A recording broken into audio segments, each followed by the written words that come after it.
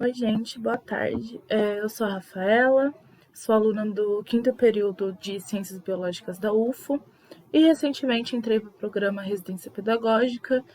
Então, hoje a gente vai ter a nossa primeira videoaula, que é referente à semana 1 e 2 do PET 6 que vocês tiveram com a professora Sandra.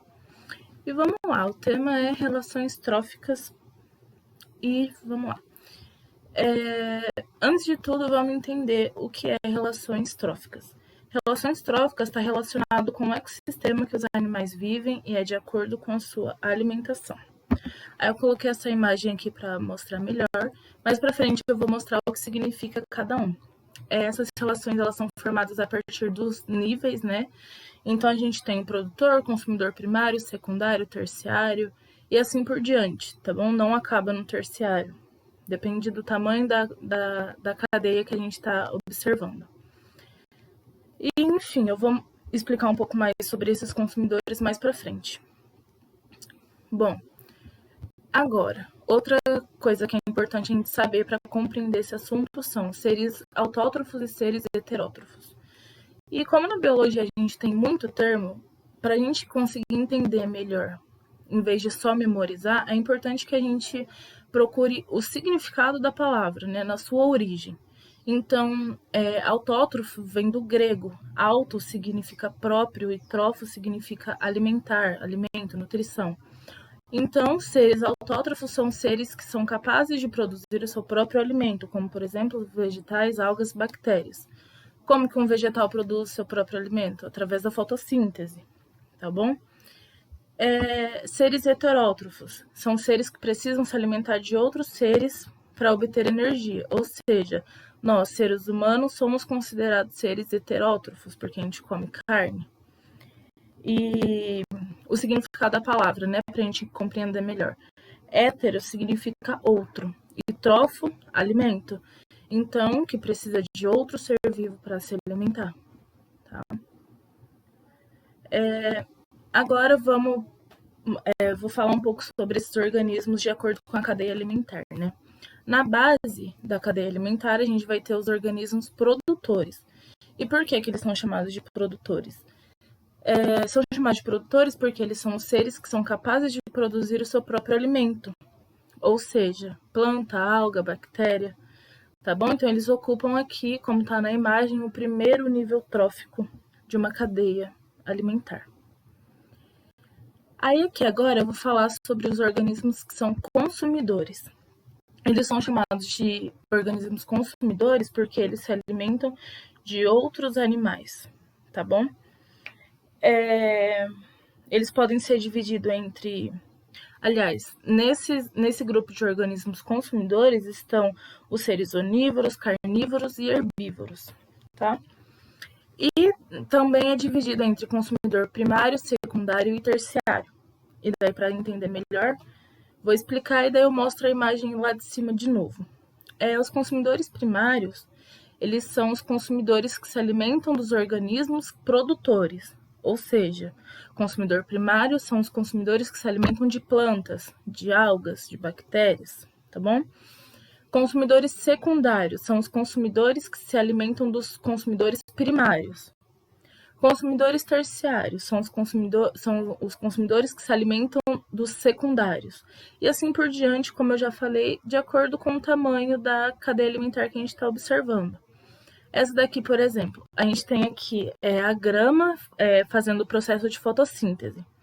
Aí aqui o grilo, gafanhoto, né, que come essa planta.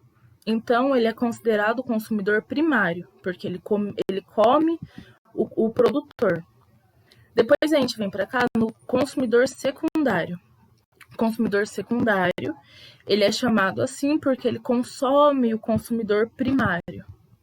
Aí a gente tem o consumidor terciário, né, que aqui está uma cobra representando esse grupo. É chamado consumidor terciário porque são os animais que comem os consumidores secundários. E assim por diante, né, de acordo com a cadeia alimentar. Mas aqui uma curtinha só para vocês entenderem melhor. Vamos continuar aqui então. A gente tem também os organismos decompositores. Nesse grupo estão bactérias, fungos e protozoários. Eles são chamados de decompositores porque eles são os organismos responsáveis por consumirem o cadáver, uma matéria orgânica morta, né? Cadáver que outro animal comeu já, ele faz essa decomposição.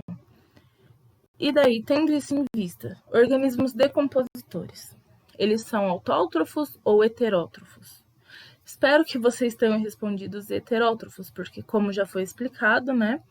Heterótrofos são os seres que precisam de outros animais para se alimentarem.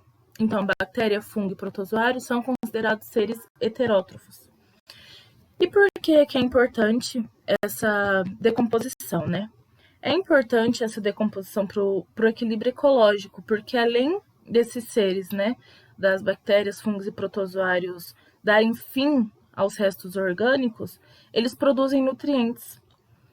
A partir disso, a gente tem que saber que algumas plantas são extremamente dependentes desse processo de decomposição. E nós somos dependentes dessas plantas. Então, o que acontece? É um ciclo, entendeu? Se não houvesse decomposição, esses nutrientes não seriam reciclados, né? Que é assim que é chamado. Como está aí, com a decomposição, os nutrientes são sempre reciclados e assim estão sempre disponíveis no ecossistema. Então é muito importante ter essa decomposição porque a gente acaba precisando de novo depois e faz bem para todos os outros seres vivos.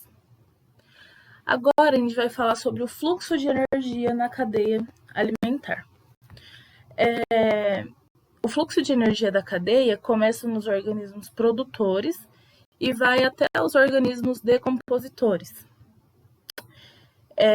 que vão fazer com que essa energia volte, né, a ser aproveitada pelos produtores, conforme eu já falei. Ao longo da cadeia alimentar, a gente acha que muita energia, né, que a maioria da energia é reaproveitada, mas não. Só 10% da energia é transferida para o outro nível trófico. Então, aqui, por exemplo, o consumidor primário vai comer o produtor, aproximadamente 10% de energia que vai ficar com o consumidor primário. Aí o sapo que vai comer o grilo, o gafanhoto, só 10% dessa energia vai ser aproveitada no sapo também. E por que isso? Deixa eu descer aqui.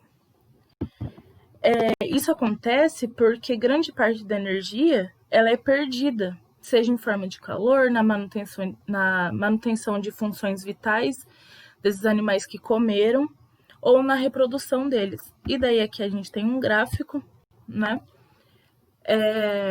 Esse roxo mais escuro é a energia retirada no sistema vivo. Então, olha só. É tirado um tanto de energia e depois o roxinho mais claro é a energia perdida pelo sistema vivo. Então, olha só como perde muito mais do que ganha, né? E é por esses motivos que eu falei. Às vezes a energia é perdida em forma de calor, na manutenção de algumas funções vitais ou na reprodução. Então, é isso que eu tinha para falar para vocês nessa aula. Espero que vocês tenham entendido, espero que tenha ficado tudo claro. Caso tenha alguma dúvida, eu estou no grupo de todos os terceiros anos no WhatsApp, podem me procurar lá. E é isso, espero que vocês tenham gostado.